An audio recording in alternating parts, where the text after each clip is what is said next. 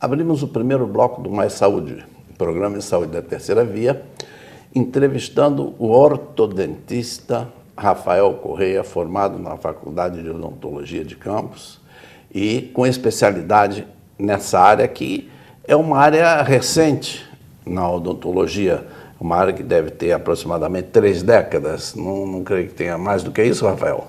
Sim, a atuação no Brasil em larga escala começou a surgir a partir de 30 anos para cá. De 30 anos para cá. E a odontologia, assim como a medicina nos últimos tempos, vem se tornando cada vez mais especializada. Os dentistas de meio século atrás faziam desde a cárie ao tratamento de canal, não faziam correção ortodôntica, não é? Não fazia. Mas era um clínico geral da odontologia. E hoje nós temos especialidades cada vez mais focadas em algumas patologias. Isso permite um avanço bastante grande, porque tornam-se profissionais muito capacitados naquela área. Eu queria, então, iniciar esse bate-papo hoje com o Rafael, primeiro agradecendo a sua presença aqui, Rafael, e depois te perguntando qual é a área de atuação da ortodontia. Bem, obrigado pelo convite, é um prazer todo meu de estar aqui e principalmente falar de um assunto que é minha paixão dentro da profissão que eu escolhi. A ortodontia, como o senhor falou, é uma especialidade que vem se desenvolvendo, principalmente tecnologicamente, de 30 anos para cá. Os últimos 10 anos nós tivemos uma grande revolução dentro da ortodontia, principalmente porque hoje temos acesso a materiais, a informações que eram de fora e que hoje entram para a gente no Brasil com uma facilidade que não era essa facilidade que a gente tinha há 30, 20 anos atrás. E a ortodontia é uma especialidade da odontologia que tem por objetivo corrigir dentes mal posicionados ou as estruturas ósseas que também não se coordenam, não estão adequadamente encaixadas ou estabelecidas. Então, visa corrigir esses detalhes para que a pessoa tenha uma estética boa, que hoje é de grande valia, as pessoas buscam a estética e na ortodontia a gente consegue alcançar, obviamente, essa estética. Mas o que eu acho mais importante do que tudo isso, que é a função para mastigação, para deglutição, entre outras funções que a gente executa no dia a dia. Perfeito. Os defeitos ortodônticos levam a que consequências mais frequentes, Rafael, se não forem tratados? Uma ótima pergunta. As pessoas acham que o tratamento ortodôntico é desconfortável e muitas vezes fogem dele. E não sabem justamente disso. Quais são esses problemas que podem surgir, que podem ocasionar, por causa de um não tratamento ortodôntico? Desde uma dificuldade ou uma impossibilidade de uma correta higienização dos dentes, porque os dentes estão tortos, mal posicionados, mas também a gente encontra problemas mais graves, como má função ou disfunção na articulação temporomandibular, que leva a dores dividem-se em fases agudas, fases crônicas, mas pessoas que não conseguem abrir e fechar a boca de maneira adequada, e que é um movimento que a gente executa centenas de vezes ao longo do dia. Então, desde problemas de higiene, como problemas de mau funcionamento da articulação, que é uma estrutura de grande importância. E é uma dor intensa, Rafael? Sim, a disfunção temporomandibular, ou a DTM, que muitas pessoas conhecem por essa sigla, normalmente ela se estabelece como uma doença crônica e que possui períodos de fases agudas e que aí sim as dores são intensas, as pessoas têm dificuldade de dormir, muitas vezes não conseguem se alimentar de maneira adequada, não conseguem conversar, ou seja, perdem totalmente o convívio social. Então, o cuidado da gente não entrar numa doença crônica como essa, que certamente, por ter se cronificado, acaba sendo muito difícil de ser tratada e as limitações de tratamento são grandes. E normalmente podem até acarretar necessidades de cirurgias da articulação, que aí são cirurgias mais complexas. Claro. As disfunções ortodônticas, elas se agravam com a mastigação, por exemplo? Sim, dependendo do problema que o paciente apresenta, certamente ele pode ter um agravamento durante o funcionamento, porque a dentição ela se modifica a todo tempo, mesmo não naquele paciente que está em crescimento. Eu me refiro até aos pacientes adultos. Aquilo está em função está em constante modificação, porque a gente modifica mesmo após o período de crescimento, e por isso pode cada vez ir agravando mais. E um tratamento que antes era um tratamento simples ou menos complexo, vai ganhando tons de complexidade e, obviamente, tratamentos mais longos, tratamentos mais dolorosos, e aí, obviamente, a gente prefere antecipar nesses tipos de tratamentos. E provavelmente altere os hábitos alimentares do paciente com disfunção ortodôntica. Ele vai optar por alimentos macios, Sim. papinhas, pirê, para evitar a função odontológica, né? Perfeito. A gente tem, na verdade, não só na área odontológica, como na medicina, a gente tem dois tipos de paciente. Aquele que está muito preocupado e ele se antecipa ao agravamento dos problemas, ou seja, o cara que busca a prevenção, que busca o cuidado, o tratamento logo que surge o primeiro sinal ou sintoma, mas nós temos também os pacientes que resistem aos tratamentos, preferem não descobrir doenças, descobrir problemas, porque sabem que vão precisar passar por um tratamento, que às vezes é longo, às vezes não é tão confortável, mas esse problema do agravamento, ele precisa a gente precisa conscientizar o paciente que quanto mais tempo ele demora para procurar o tratamento, mais difícil isso vai se tornar. Então a gente precisa fazer com que os pacientes percam essa resistência a iniciar um tratamento dentro da área médica ou odontológica.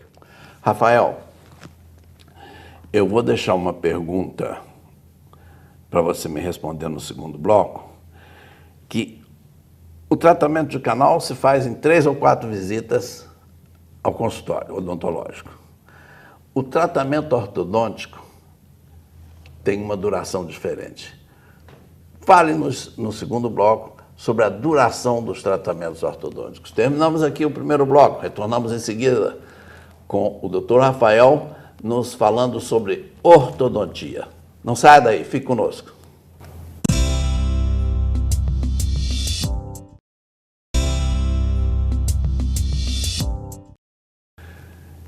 Rafael, nós, ao terminarmos o primeiro bloco, tínhamos deixado uma pergunta no ar. E eu gostaria que você nos falasse sobre a duração do tratamento de ortodontia. Hoje, a grande questão que nós vivemos é essa, tempo. Ninguém quer gastar tempo à toa, as pessoas querem as coisas muito rápidas, né? E essa pergunta é bastante pertinente, porque o tratamento ortodôntico, se a gente comparar com qualquer tratamento odontológico, ele já é considerado um tratamento longo, né? O senhor tinha falado sobre tratamento de canal, 2, 3 sessões, isso até tem evoluído bastante e a gente vê hoje profissionais com tecnologias que permitem tratamentos até de sessão única. Isso que é incrível, porque ninguém quer ficar ali com um problema sendo arrastado por 2 ou 3 sessões. Porém, a ortodontia, que é a área em que eu atuo, é uma área que os tratamentos são longos. Eu costumo dividir os tratamentos em simples, intermediários e complexos. Um tratamento simples na ortodontia ele dura em torno de 1 ano. Um tratamento intermediário por volta de 1 ano e meio a 2 e um tratamento complexo por volta de 30 meses ou 2 anos e meio. Isso nos dias de hoje. Antigamente os tratamentos ortodônticos eles não duravam menos do que 3, 4 anos. Então a gente já teve a mesma evolução que a gente se referiu ao tratamento de canal que vem reduzindo, a ortodontia também faz isso. Só que a gente mudou de 3, 4 anos para 1 ano, 1 ano e meio de tratamento, o que é uma grande revolução do tempo em que se gasta para fazer ortodontia, obviamente, mais uma vez devido à revolução tecnológica, a indústria tem nos facilitado com materiais mais adequados para isso, mais confortáveis, etc. Perfeito. Nos últimos anos, em termos materiais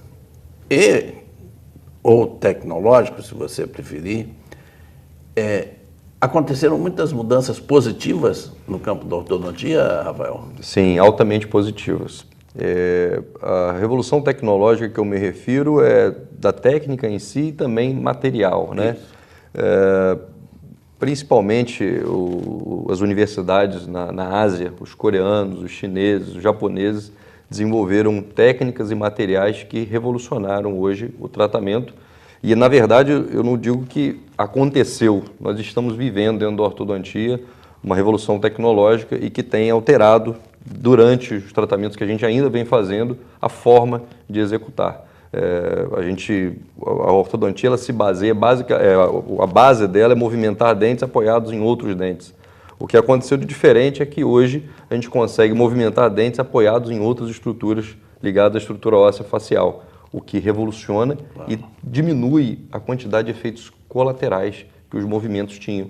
Então, fica mais fácil de entender que a gente não cria problemas, a gente só resolve eles. Antes, para fazer um tratamento, a gente, ao mesmo tempo que estava resolvendo alguns, acabava criando outros pelos efeitos colaterais da movimentação. E isso a gente quase que neutraliza hoje com a tecnologia atual.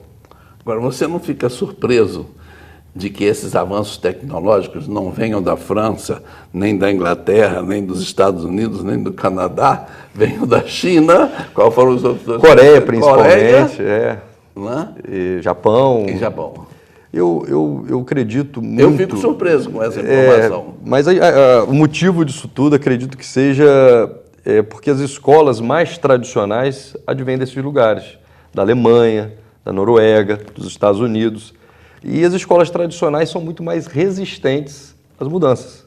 Então, se você tem uma escola moderna, atual e que não carrega toda aquela tradição tecnológica, ela é muito mais livre para criar e executar de maneira diferente. Apesar de que está todo mundo indo surfando essa onda que vem ali da Ásia, né, e da Coreia principalmente, porque vê que não adianta você ficar fora ou fugir de uma realidade que já é publicada em trabalhos científicos comprovados, com material e método adequado para isso. Então a gente não está indo numa moda, a gente está indo atrás de informação baseada na literatura científica, que é o que nos dá mais segurança para trabalhar, obviamente.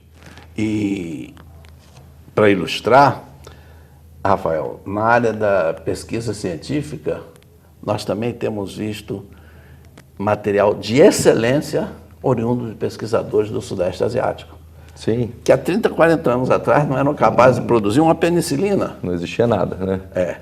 Tem trabalhos assim, maravilhosos na área de controle de Aedes aegypti que sobrepassam de longe o mundo ocidental. Talvez também pela necessidade, né?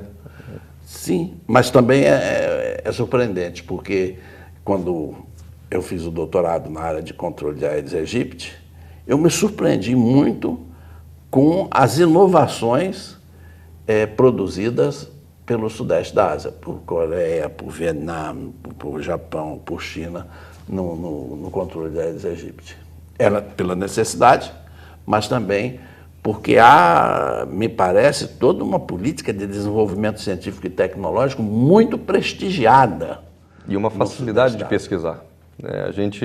Os comitês de éticas dos países mais tradicionais impõem muito mais regras, e que tem os motivos para isso, e não permitem tantas pesquisas, principalmente em seres humanos. Claro. E essa é uma outra discussão ética que a gente acaba enxergando dentro disso tudo, né? Que nós vamos deixar para discuti-la no próximo bloco. Fique conosco com Mais Saúde, programa de saúde da Terceira Via. Não saia daí, já voltamos.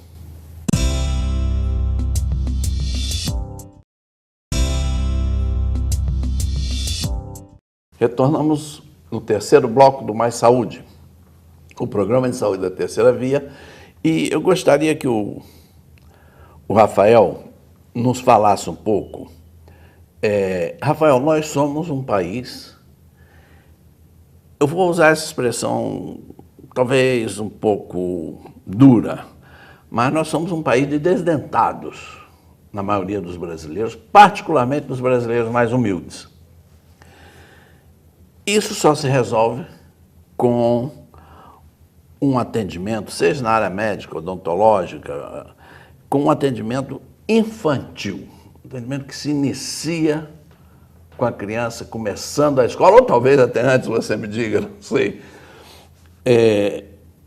Como é que anda a assistência odontológica às nossas crianças? Nós estamos nesse ranking aí dos desdentados, infelizmente nós estamos muito bem colocados. Eu gostaria que a gente estivesse lá por último, mas não, nós estamos bem no topo desse ranking. E o grande problema, a grande dificuldade que a gente tem em relação ao atendimento às crianças, que eu acho que O foco deve ser esse exatamente porque a gente nasce e cresce e ganha dentes zero quilômetro, né? Ninguém nasce com dente, com cárie nem com problemas, né? Dificilmente a gente tem essa situação. Então, o que precisava? A gente precisava simplesmente de educação. E é o que a gente tem de grande dificuldade no nosso país, é conseguir educar, conseguir trazer essas crianças com uma cultura de que precisa higienizar a boca, escovar os dentes, usar o fio dental. E essa conscientização ela deveria ser martelada, né, nas escolas, né? A gente até tem esse tipo de trabalho, eu trabalho no serviço público, a gente consegue fazer esse tipo de trabalho nas crianças, porém, culturalmente, os adultos, os pais dessas próprias crianças têm dificuldade de acesso a alimentos adequados, com menos quantidade de açúcar, eles não têm a condição de orientar os seus filhos a forma correta de higienizar os dentes, porque eles mesmos também não sabem, eles não têm muitos dentes na boca. Então, na verdade, todo o processo, ele, na minha opinião, passa por uma educação que envolve o cuidado com a saúde em geral, diabetes, hipertensão, isso tudo vem sendo carregado por problemas alimentares, por problemas sociais, por problemas de convivência, enfim. A cárie, por exemplo, é uma doença transmissível, bacteriana transmissível, e que as pessoas acham que podem, por exemplo, compartilhar a escova entre 3 filhos numa mesma casa, 4 ou 5. Então, a gravidade do problema está nesse nível. A gente precisa educar nosso povo, não só nossas crianças, mas todas as pessoas que ainda não têm a informação de que a necessidade de tratar dos dentes ela só aparece porque não houve um cuidado prévio e preventivo. Você colocaria entre os cuidados preventivos a diminuição, pelo menos que fosse amenizada, essa presença maciça de carboidratos na alimentação industrializada? A ingestão de carboidrato ela é um dos grandes vilões para o surgimento de problemas dentários e hoje, se a gente for avaliar a quantidade de açúcar que se compra numa família de classe média ou classe baixa, ela diminuiu muito nos últimos anos. Porém, esse açúcar está todo escondido nos alimentos industrializados que a gente já compra. Então, a gente já consome alimentos que já possuem o açúcar. E essa informação, às vezes, a pessoa, não vou usar o açúcar, esse alimento não estou colocando açúcar, mas já tem. Eu vou pedir que o Rafael repita para os nossos telespectadores essa reflexão, porque eu acho uma reflexão importantíssima de que seja disseminada na nossa população. A de que nós podemos não ingerir o açúcar. Repete para nós, por favor, Rafael. Perfeito. A ingestão de carboidrato e principalmente do açúcar, a gente pode achar que eu compro 5 quilos de açúcar para minha casa por mês. E a gente pode achar que isso é pouco, mas na verdade a gente tem que ter a preocupação e o cuidado de entender que existem alimentos que mascaram a presença do açúcar neles. E esse açúcar presente nesses alimentos, eles obviamente vão trazer uma dieta rica em açúcar e obviamente uma dieta que vai dar uma predisposição, ou seja, uma chance muito maior de uma criança apresentar cáries, principalmente se não vier associada a uma boa escovação, na frequência de no mínimo 3 vezes ao dia, uso adequado de fio dental, enfim. Na verdade, todos sabem de tudo isso. O que a gente precisa é seguir a cartilha que o dentista ou que a pessoa que vai dar palestra na escola fala. Precisamos escovar os dentes sempre após as refeições. Certo? Eu vou acrescentar uma questão, pegando um gancho com o Rafael.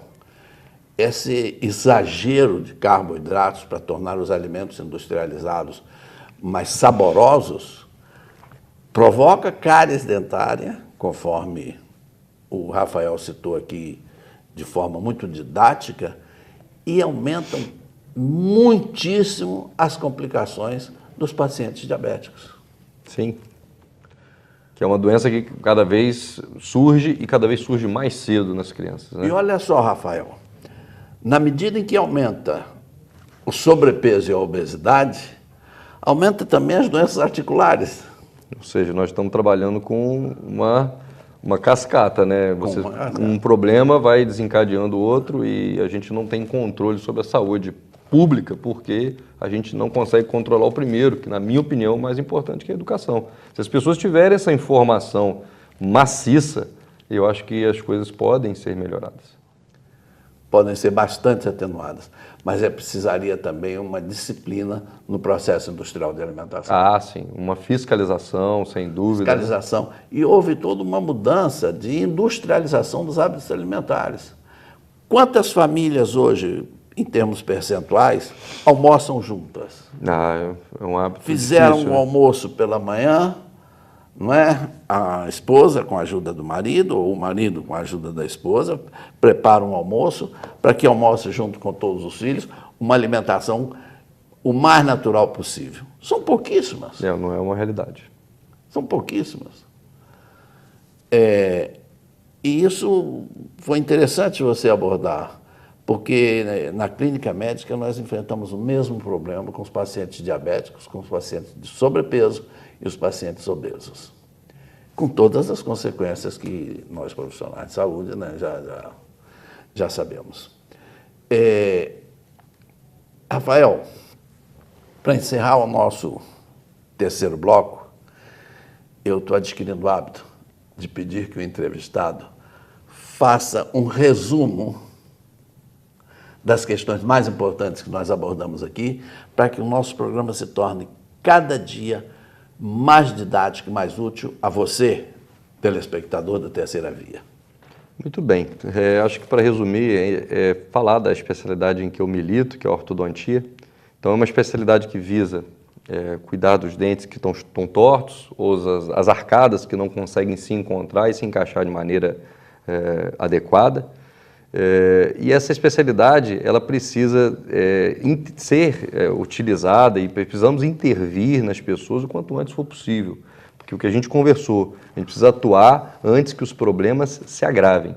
A gravidade do problema, ela tende a aumentar. Às vezes as pessoas acham que os problemas ortodônticos, eles podem ir melhorando ou diminuindo com o passar do tempo. Não, isso não acontece.